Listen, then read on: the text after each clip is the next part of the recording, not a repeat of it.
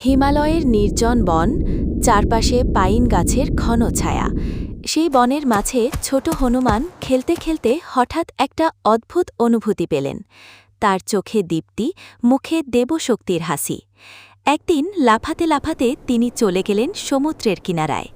প্রচণ্ড ঢেউ আছড়ে পড়ছে, আকাশ আর সমুদ্র যেন এক বিন্দুতে মিলেছে।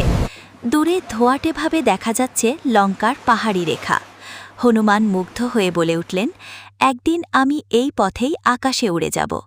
পাশে ধ্যানরত ঋষিরা হাসলেন, বাবা, এই সমুদ্রকে লাফিয়ে পার হওয়া যায়? কিন্তু হনুমানের চোখে তখন অন্যরকম আগুন।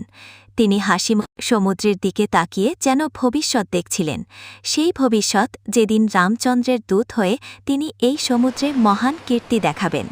হঠাৎ অঞ্জনা দেবীর ডাকে তিনি ফিরে গেলেন, কিন্তু তার সেই ভবিষ্যৎবাণী থেকে গেল বনের বাতাসে, ঢেউয়ের শব্দে, যেন সমুদ্র নিজেই সাক্ষী রইল।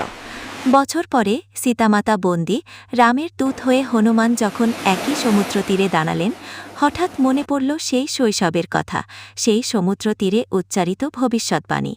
তিনি গভীর শ্বাস নিয়ে বললেন, আজই সেই দিন। দেবশক্তি জেগে উঠল তার শরীরে। তিনি আকাশের দিকে তাকিয়ে লাফ দিলেন। এক লাফে সমুদ্র লঙ্ঘন করে ইতিহাস সৃষ্টি করলেন। ছোট হনুমানজির এই কাহিনীটি ভালো লাগলে ভিডিওটি লাইক করে চ্যানেলটি সাবস্ক্রাইব করবেন আর কমেন্টে লিখবেন, জয় শ্রী হনুমান।